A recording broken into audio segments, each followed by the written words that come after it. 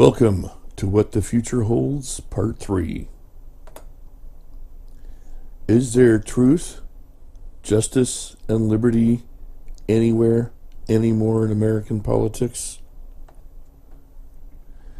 Evil government leaders try to kill innocent man.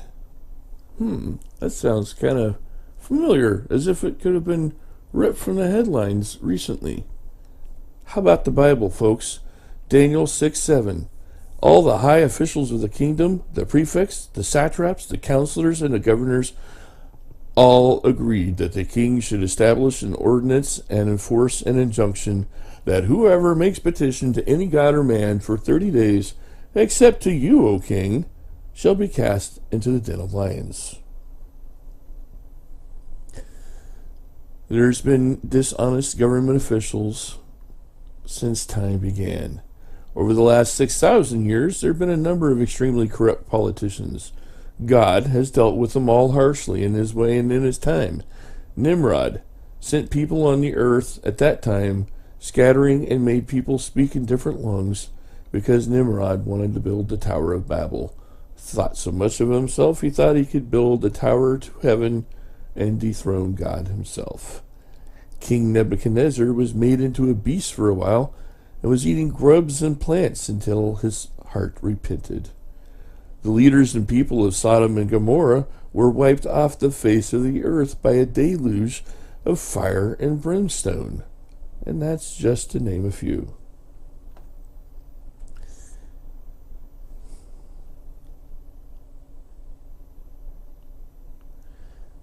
Hillary, however, seems to think she can get away with murder. Literally. Thinks she can get away with multi-million-dollar real estate scandals. Thinks she can get away with ethics violations over use of personal email servers for private, high-level government activities. Thinks she can get away with abusing women. Thinks she can get away with lying multiple times to the Senate Ethics Committee. Thinks she can get away with lying to the families of those killed in Benghazi, then months later call them liars when she gets caught in her scandal after the U.S. government finally cuffs up her emails after being subpoenaed to do so. She thinks she can lie about caring for abused women when she and her husband Bill have ruined the lives of dozens of women. Thinks she can lie about illegal campaign contributions coming from her own supposed charitable organization. Dozens, now millions of people have witnessed Hillary saying to the families and loved ones of the Benghazi attack that it was all related to a video, and that we will arrest the man who put the video out. And now, she said she didn't lie to Benghazi families. It was just the fog of war. If I had the fog of war for paying my taxes, I'd go to jail. However, since Justice Watch filed a lawsuit for freedom of information with the U.S. Justice Department and won, and receiving thousands of emails from Hillary's private email server, we have seen emails to her daughter Chelsea and the Egyptian president saying it was an attack by an Al-Qaeda-like terror group. And as if their scripted deaths caused by their own government wasn't bad enough for these poor family members, Hillary has now taken to calling them desperate, ignorant liars.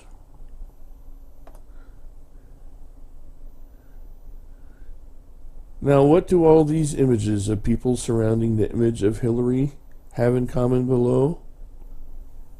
They all crossed Hillary, then wound up dead shortly afterwards. Our ambassador to Benghazi was brutally sodomized for hours by dozens of men, then allowed to die asphyxiating in his own blood, according to the coroner. Then they carried him dead through the streets as a prize for all to see as they celebrated. The sign below says, Honorable Hillary Rodham Clinton. Honorable?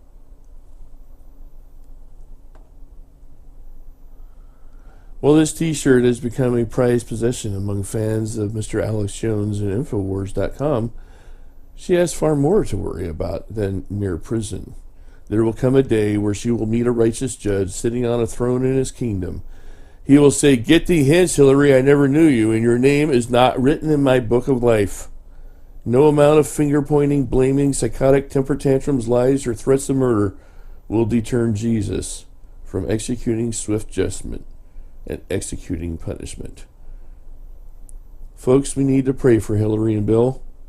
As angry as they make us for all their crimes against humanity, they need to repent, or they will face a dark existence for eternity. God will not be mocked, and his hand of justice will not be swayed, even if they're rich, even if they're angry, and even if they're evil. American politics and ethics, can they exist in the same sentence anymore? The image to the right tells us that Americans are not in the labor force, exceeding in 93 million for the first time. This, as we know, of course, is crap. The really sad thing is that millions have fallen off the books simply because their unemployment ran out. Most of them, let's be honest, most of us don't want to be unemployed. They're not counted anymore, even if they're still unemployed. We are the 99ers.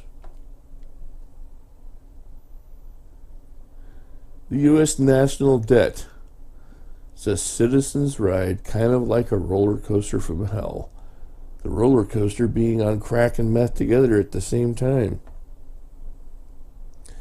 America used to be the strongest, most blessed nation in the history of the world. According to reports by the New York Times and just about every other paper and news source in the world, the American middle class is no longer the world's richest or the most powerful. Another perfect example of corruption in America, Katrina. She wiped out a few cities, but she totally destroyed our trust evermore in our government's ability or even their desire to protect us. Are the conspiracy nut jobs so stupid or crazy after all? This image taken from a video of a Supreme Court justice warning Americans that they will soon be locked up in FEMA concentration camps. Let's take a look at a few American famous politicians and judge their legacy. Let's start with Thomas Jefferson, one of the masterminds of our Declaration of Independence and our U.S. Constitution and the Bill of Rights. Fought to protect our rights after suffering the tyranny of Great Britain. Not perfect, but darn good legacy. Then we have George Washington, some of his legacy. One of the masterminds also of our Declaration of Independence and the U.S. Constitution and the Bill of Rights, and the first president of the United States. He was honest and tough. Took a bunch of young soldiers into deplorable conditions at the Potomac and brought them through an awful war and helped ensure our independence from British tyranny. A darn good legacy, wouldn't you think? Then there's Abraham Lincoln. It's not a bad legacy when you're known hundreds of years after you died as Honest Abe. He used his presidency for the good of all America. He issued the Emancipation Proclamation, gave the Gettysburg Address, and he fought to abolish slavery in America. Fantastic legacy. Then, going forward to John F. Kennedy, some of his legacy. The most famous quote, "Ask not what your country can do for you, but what you can do for your country." Indeed, Mr. Kennedy. One of the heroes of the World War II PT 101 event. The only one of the entire crew to come out alive. Youngest to be ever elected president of the United States. Brought us through the Cuban Missile Crisis and stood up against a psychotic Russian dictator. Got us to the moon ahead of Russia, guaranteeing our position of superiority and strength during the Cold War against the lunatic leader in Russia. Again, not perfect, but excellent legacy. Then there is Mr. Ronald Reagan. Some of his legacy. The only president to go from film actor to governor then U.S. president. brought both California and the United States government from an embarrassing rock bottom economy and atmospheric inflation rates and made us the wealthiest nation on the planet again for the first time since World War II. You brought home the civilians kidnapped by Iranian Revolutionary Guard and Ayatollah Khomeini, took down the Berlin Wall in the Soviet Union, best damn president in the history of the U.S. His strength was never questioned. He was fearless, even when shot by a traitor. I miss this man as much as I miss my own father. We haven't had a real president or man in the White House since. Best presidential legacy ever. And then there was Georgie Porgy. Now that we know what we know about him, he's even more embarrassing to Americans than the nut farmer and his beer-guzzling brother. Most famous quote, "It's clearly a budget. It's got a lot of numbers in it." It gets worse and more embarrassing from there. We now know that his family has close ties with the Clinton family and the Obama family. They also had close ties and met with John Hinckley Jr. shortly before he shot and almost killed President Ronald Reagan and crippled James Brady for life. Not really sure what happened in that conversation, but it's one of those things that make you go, Bush knew ahead of time about 9/11, and there's more and more evidence emerging daily that his administration was either responsible for or connected with that destroyed the WTC neighborhood on 9/11. To think I voted for him and his father twice. Fool me twice, Bush family, but I'll be damned if I'll allow Jeb to fool me too. George W. Bush set us up for the coming dictator and betrayed America. Second worst presidential legacy ever. And then there was Obama, aka Mr. Barry Soetoro. If ever there was a case of the emperor's new clothes. Questionable U.S. citizenship and right to even be U.S. president. Numerous court cases thrown out despite prima facie evidence, and one of the biggest conspiracies and cover-ups in history. This makes the Manchurian candidate look like a walk in the park. There's irrefutable evidence that as commander-in-chief, he told troops to stand down, given no assist, after numerous attempts to get emergency help by the staff at the Benghazi embassy. Now at least 4 people are dead after being brutally murdered and sodomized. Until he was outed by Glenn Beck on Fox Broadcasting, he'd been a founding partner and major stockholder in a carbon trading organization, which was a severe conflict of interest. Even recently was a major power player in France at the Global Partnership on Global Warming.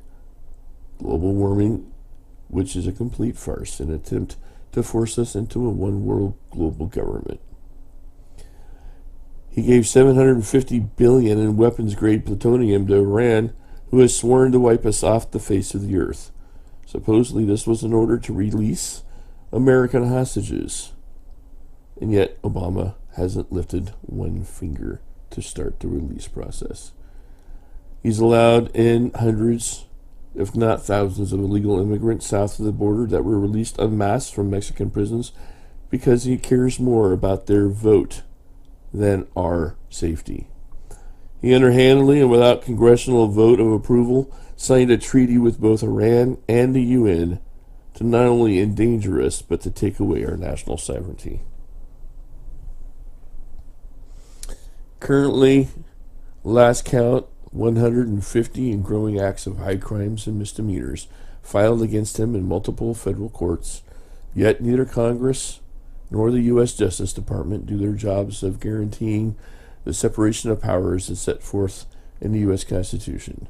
So unfortunately for America, he's still in the White House. He's admitted that he's lied about being a Christian and that he's a devout Muslim. He's said it multiple times. He wants all whites and Christians from America and to bring in Sharia law. He's vowed to fundamentally change America during his 2 election campaigns. We know now that he means take the money of hardworking Americans and redistribute it amongst the wealthy and the lazy and throw us into FEMA camps. Problem with that, Mr. Obama, is where are you going to get your money then? We won't be working for your taxes. He's also vowed to take Americans' right to arms away, despite the Second Amendment of the U.S. Constitution guaranteeing those rights.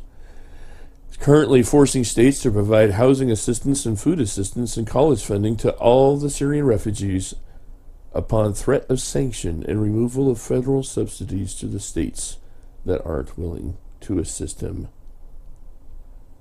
How many million American children are going hungry because of Obama's tax laws, forcing employers to leave America in droves or hiring overseas vendors rather than Americans? On numerous occasions, he and the First Lady have flown all over the world in separate planes on vacations and government junkets, rather than flying in the same plane, costing taxpayers millions because of their waste. He spent millions, more than any other president in the history of the United States, by himself on lavish White House parties. This two-page list, while lengthy, isn't even close to an exhaustive list of what Obama has done that reek of illegal activity and ethics violations, to say the least. Do we really need to mention the quality of his legacy? Again, we ask, is there truth, justice, or liberty anywhere, anymore in American politics?